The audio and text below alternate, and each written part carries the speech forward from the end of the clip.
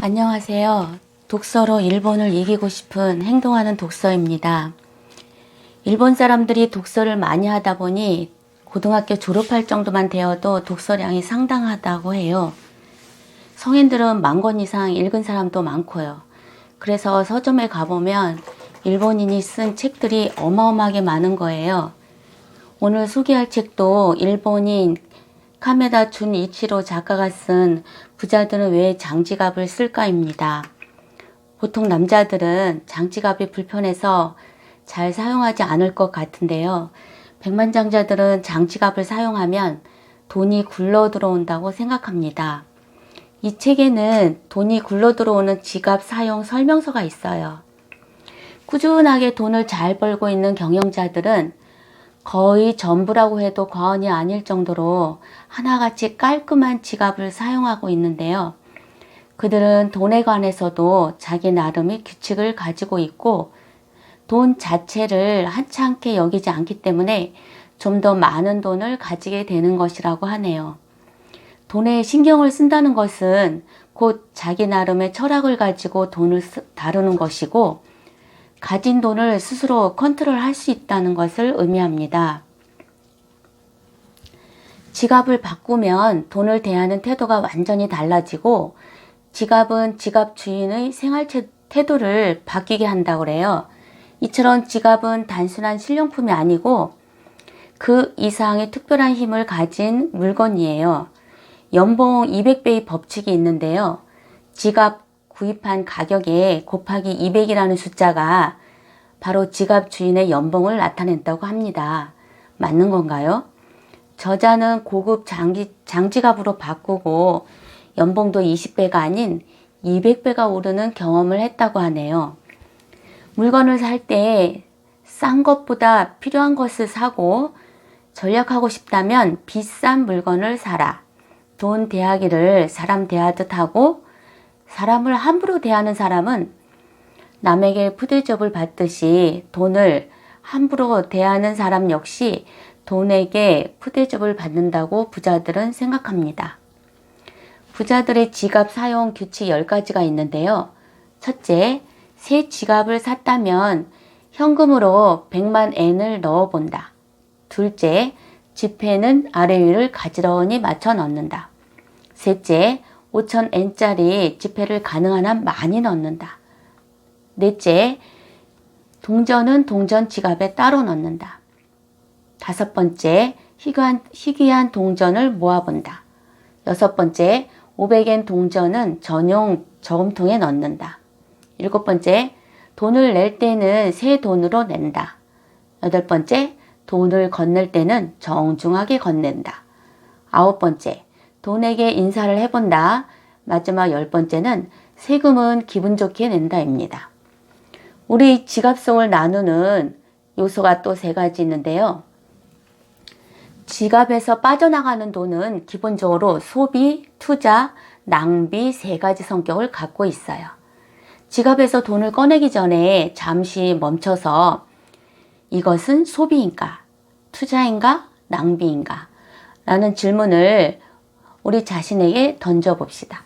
소비를 단순한 소비로 끝내지 말고 가능한 한 투자가 될 수 있도록 돈의 사용법에 주의를 기울여 보아요.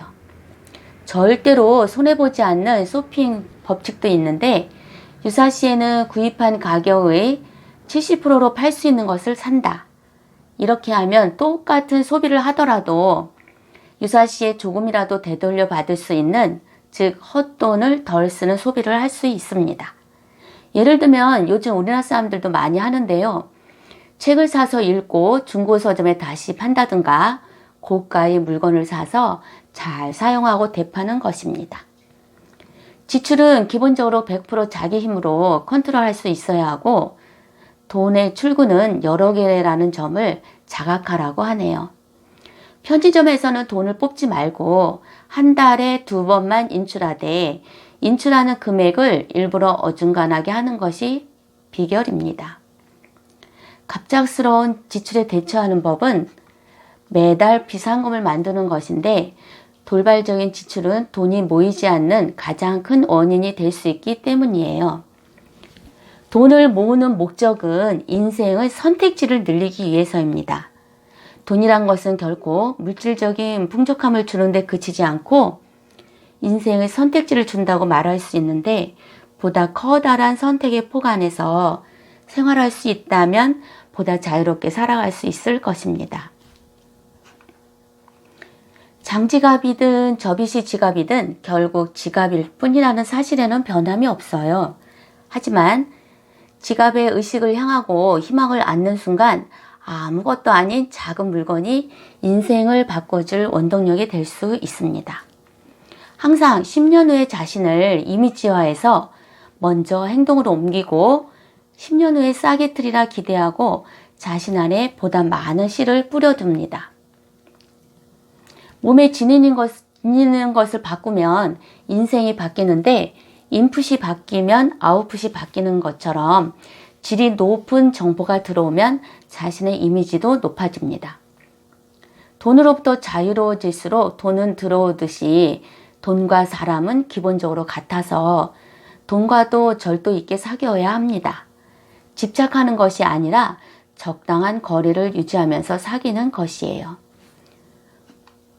물론 사람이 아니고 지폐지만 사람들이 어떻게 생각하는가에 따라서 결과도 달라짐을 저자는 말하고 있어요.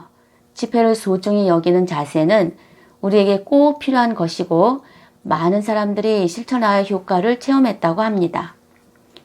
남의 말을 잘 듣는 저는 장지갑을 사용하고는 있는데 좀 더 고급스러운 장지갑으로 바꾸려고 합니다. 백만장자가 되고 싶으면 그들의 행동을 따라가라고 하는데 쉬운 것부터 실천해 보는 것도 좋을 듯 하네요. 혼자서 애쓰는 것보다 부자의 어깨 위에 올라가 미래를 향하면 목표 달성이 더 쉬울 것이라고 부자들은 말합니다. 저는 삶을 살아가는데 긍정적인 자세가 꼭 필요하다고 생각합니다. 책을 읽어도 부정적인 시각으로 보는 것보다는 긍정적으로 읽고 실천에 옮긴다면 좋은 변화가 있을 거라 생각합니다.